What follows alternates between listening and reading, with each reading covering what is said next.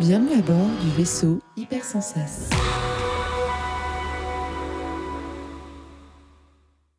Bonjour et bienvenue dans le Défaussé, votre émission hebdomadaire sur les jeux de société. Moi c'est Alex et comme d'habitude je suis accompagnée de Zéphiriel. Hey, salut. Hello. Qu'est-ce que le Défaussé ? Une émission de 20 minutes hebdomadaire dans laquelle on vous parle de jeux. Et aujourd'hui je vais vous parler de Rapa Nui.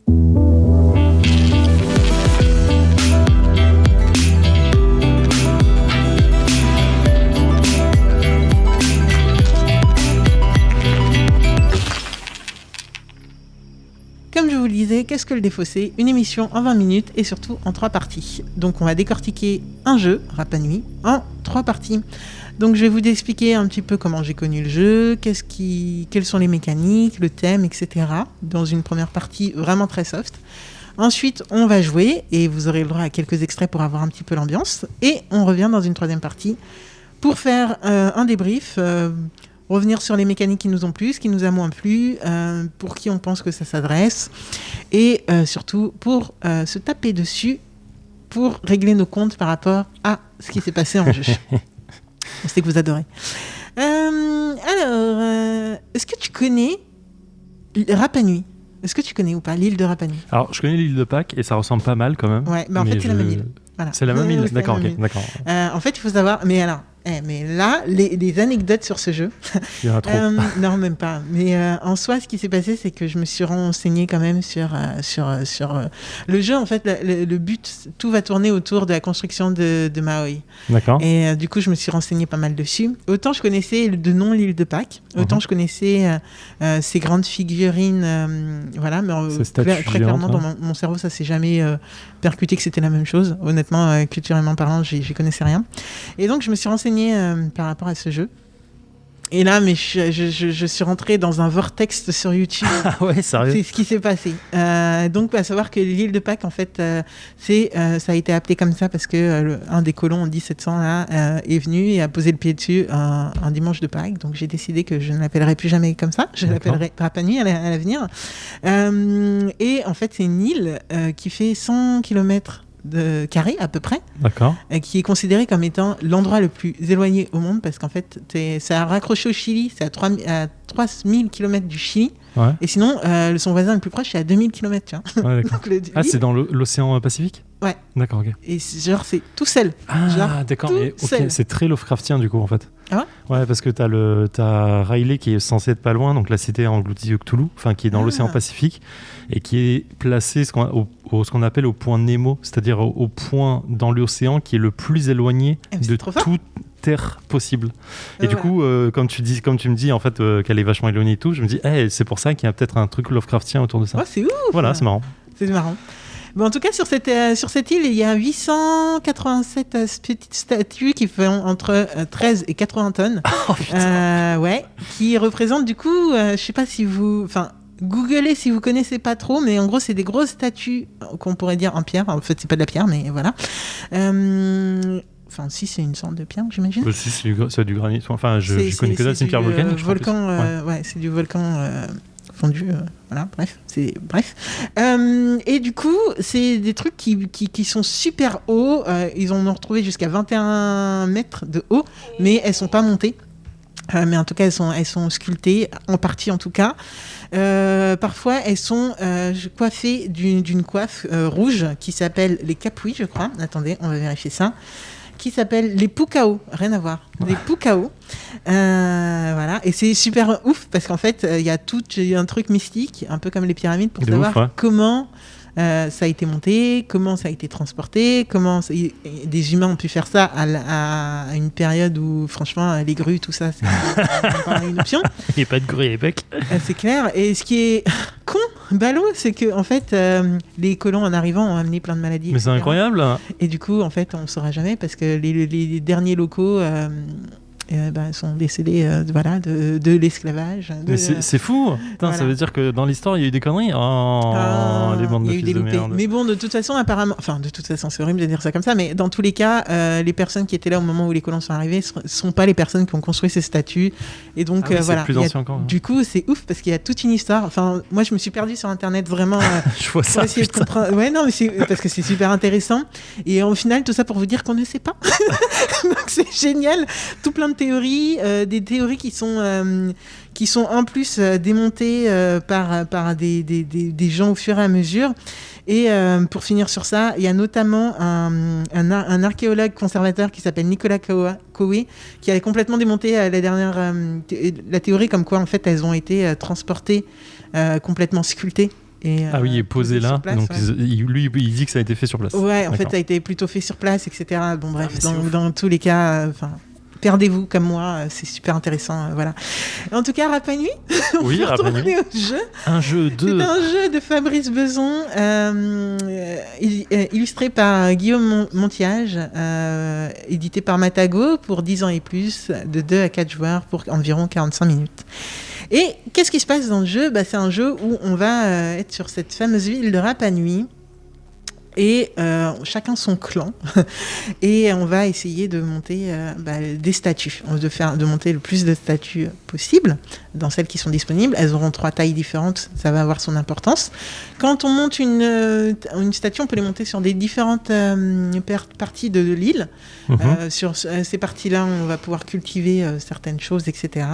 Selon une statue, avant d'arriver à son point de destination, elle va passer par différentes zones. Et en fait, l'idée, ça va être de mettre c'est un jeu de placement d'ouvriers, pur et simple. Donc, on va placer nos ouvriers à certains endroits pour pouvoir les sculpter. Ça va être nos sculpteurs. Et on va devoir placer nos ouvriers à certains endroits pour transporter les sculpteurs, les statues. Et les coiffes, qui ne sont pas sculptées au même endroit. D'accord. Enfin, qui ne sont pas fabriquées au même endroit. Et eux, ils se posent pas... Dans ce jeu, on ne se pose pas le problème de combien il faut de personnes pour balader Une seule ta personne statue. suffit. Une seule personne suffit. Et puis, tu sais, un peu comme Obélix qu'il est, dans ses souvenirs. Eux, ils lancent les moailles. Trop bien. Et les moailles et les coiffes, hein. Bien entendu, et du coup, voilà. Et l'idée, en fait, toute la mécanique de jeu va tourner autour de...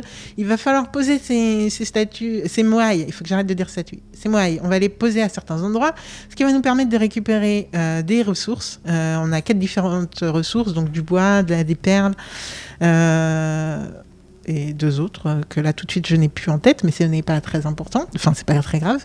Et des œufs, et une autre, et on va... ensuite, devoir coiffer ces moailles. Une fois qu'on les coiffe seulement, on va pouvoir faire une offrande. Et ce sont ces offrandes qui vont te rapporter des points de victoire. D'accord. Ok. Ah ouais, d'accord. C'est long, en fait. Ok. C'est long dans le sens, ça va... Enfin, faut construire... Enfin, si je résume, il faut construire les statues, les moailles. Ce qui te donne des ressources. Ça te donne des ressources. Tu déplaces tes statues quelque part pour poser tes ressources, pour avoir des dons. Non. Non. Tu sculptes tes statues. D'accord. Ensuite, tu vas pouvoir déplacer tes statues et les poser aux bons endroits, ce qui te permet de récupérer des ressources. D'accord. Tout cet axe de déplacement va te permettre de récupérer des ressources. Ensuite, tu récupères ta petite coiffe. Pukao, ton petit, ta coiffe. Et au moment seulement où ta statue est complète, tu peux faire une offrande en dépensant tes ressources récoltées auparavant pour faire des ponts. Ok, ça me va. Ok. Donc ça va se faire en plusieurs phases, en plusieurs parties, en plusieurs... Voilà. Et il y aura toute une stratégie. Pardon ? Combien de tours de jeu, pardon ? 45 minutes à peu près. Non, de tours de jeu pour finir le tour de jeu. Ça va dépendre si on est très efficace ou pas pour faire les. En fait, c'est il faut qu'il ne reste que 3 parcelles de terrain ou 2 parcelles de terrain non occupées. Ok, d'accord. Par les moailles pour déclencher la fin de partie. Donc voilà, c'est un jeu de placement pur et simple. On va se battre pour être le premier joueur parce que c'est le premier joueur qui choisit où il place d'abord ses petits sculpteurs et ou sorciers et ou transporteurs. Voilà, il y aura tout aussi une mécanique assez intéressante, on va dire, pour essayer de récupérer un chef de village et récupérer aussi un transporteur, enfin un meeple de plus qui va être soit transporteur, soit sculpteur selon ce que tu veux, etc. Voilà, c'est vraiment un jeu de pose d'ouvrier pur et simple. Ok, bah ça me va alors. Allons-y. Question. Si je place pas là, on est toutes dans la merde. Ouais. Exact. Ok. 5. C'est ça. Je vais passer par là et par là, donc je gagne. et du bois et du fer. Et moi, je gagne des... En fait, c'est une notion de premier joueur, je me fais à chaque fois niquer. Là, on va bientôt finir le choix, en fait, on finit à ce soir-là, en fait. Ah ouais? Bah, il en faut 3, tu m'as dit, non? Et c'est-à-dire, si je pose pas là-bas, on est perdu encore. Ouais. Oh, il a perdu son... Bah, ok. Ah, T'as construit... J'ai donc récupéré t'es mes passé trucs. par... Ah, t'es passé par toi et par moi. Ok, donc tu récupères un bois. j'ai fait. Et nous voilà de retour dans le défaussé après un peu plus de 34 minutes de Rapa Nui. Zéphiriel, qu'est-ce que tu en as pensé de ce jeu de pose d'ouvrier? Alors, c'est assez classique dans la pose ouvrier. En vrai, il n'y a pas grand-chose à dire d'autre que classique là-dessus. Le thème est assez sympathique. En vrai, je sais pas trop. Je me suis pas ennuyé parce que j'ai trouvé ça assez simple. Mais je me suis pas éclaté non plus dans le jeu, quoi. Il est smooth. Ça se passe naturellement, tu places. Non, mais vraiment, c'est doux, quoi. Tu places, tu fais des trucs, tu poses ta statue, tu vas faire ton offrande, machin. Il est pas complexe, tu te tords pas le cerveau à savoir comment tu peux faire pour gagner des points et pour savoir comment optimiser à mort. C'est assez simple, en vrai. Les premiers tours de jeu ont été un peu laborieux. Parce qu'il faut construire ton île, quoi. Ouais. Au début, t'as vraiment les premiers tours, tu te dis putain, mais en vrai, j'arriverai jamais à rien faire. Et au bout d'un moment, ouais, ça va tout seul. Ouais. Ça vient. Il y a des petits points stratégiques à comprendre, des placements stratégiques qu'il faut vite comprendre quand même, savoir comment placer tes ouvriers. Tu parles de l'île, là. De l'île, ouais. Sur l'île, il y a deux, trois endroits sur lesquels il faut vraiment se placer rapidement.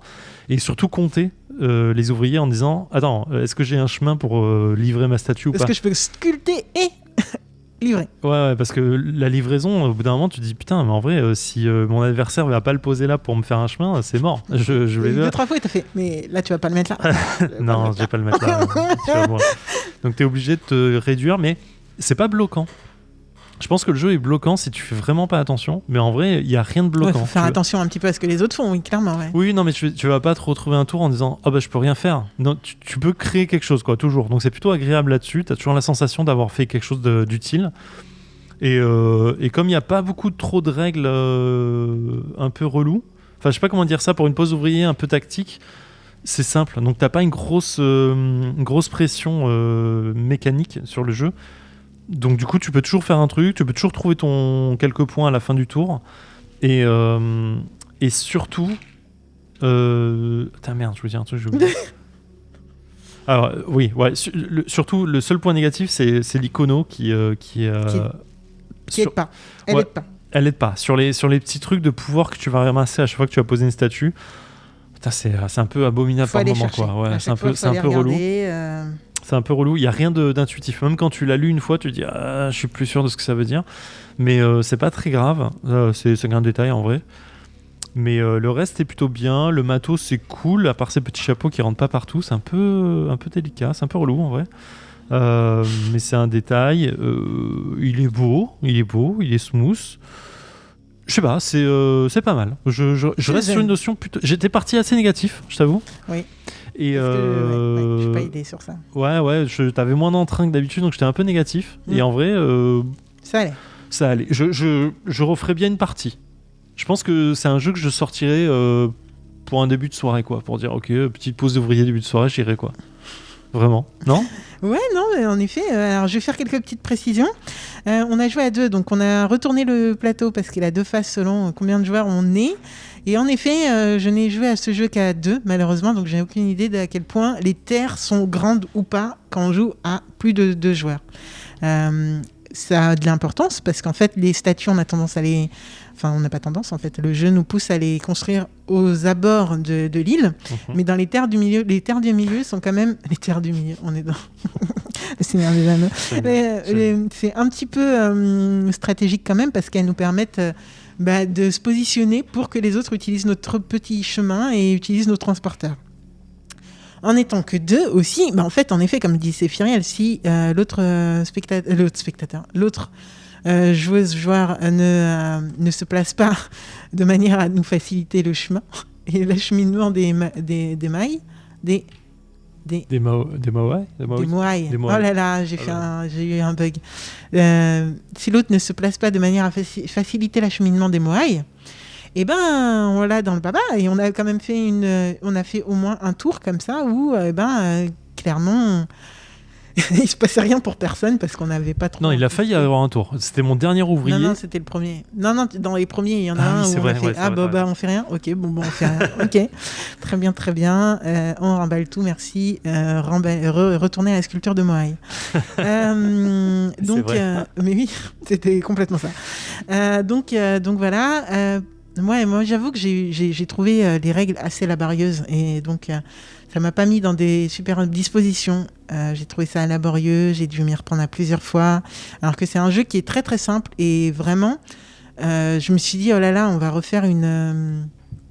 Je me rappelle plus du nom du jeu que je t'ai expliqué là où franchement je trouvais ça très laborieux à expliquer tellement les règles étaient lourdes. C'est un jeu qu'on a. C'est pas culte, non? Culte? Non, on n'avait pas fait un culte, non? Je sais plus, j'ai oublié. Ah oui, non, le culte qu'on n'a jamais diffusé. Ouais.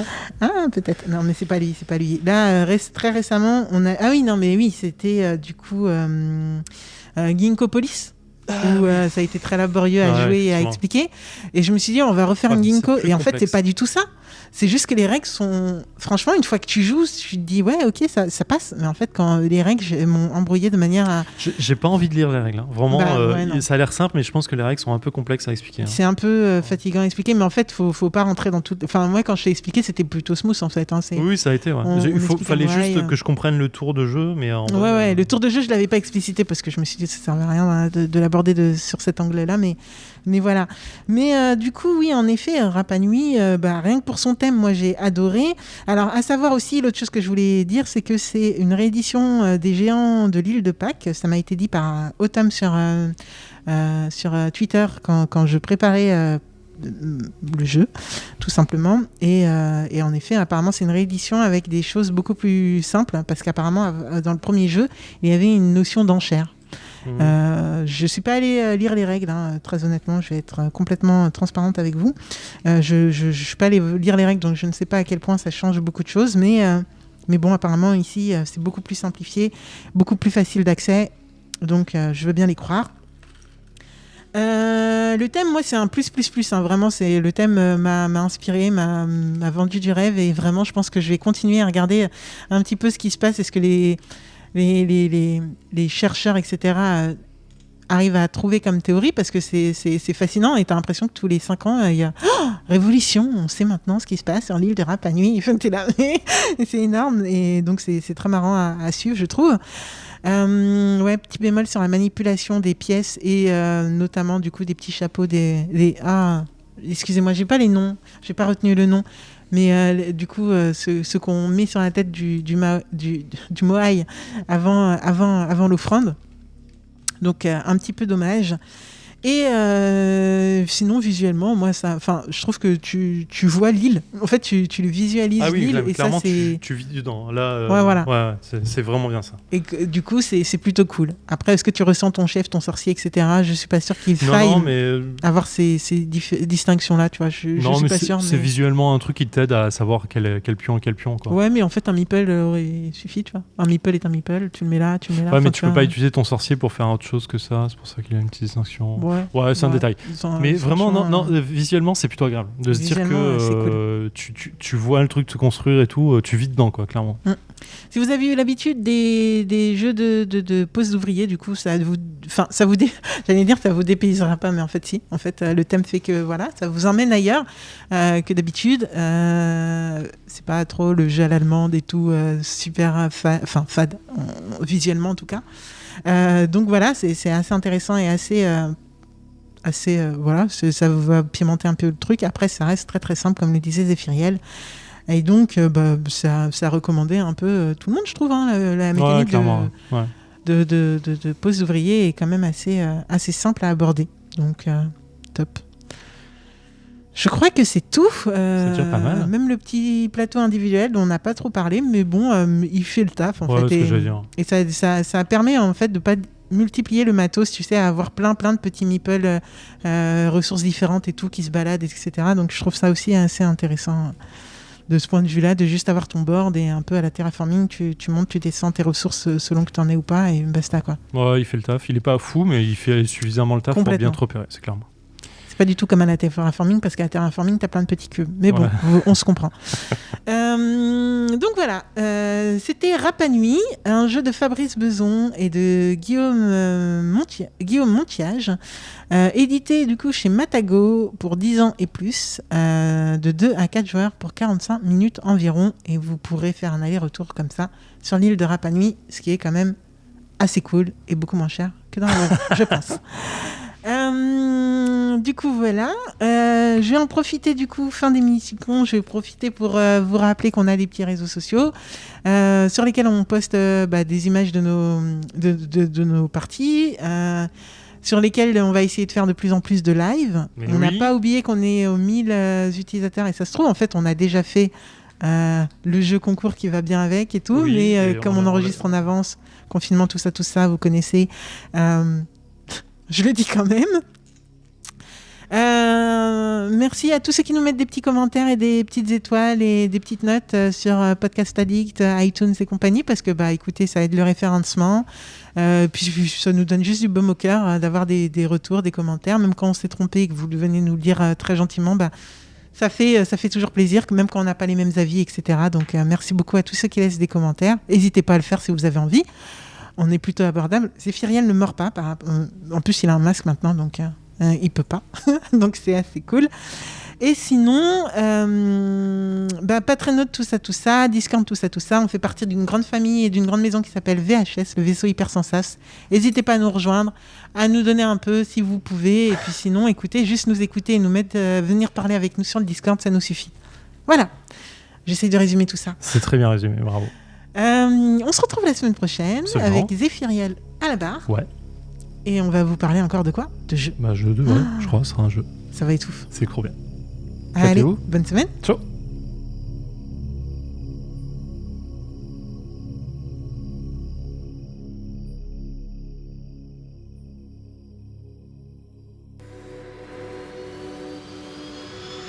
Fin de transmission.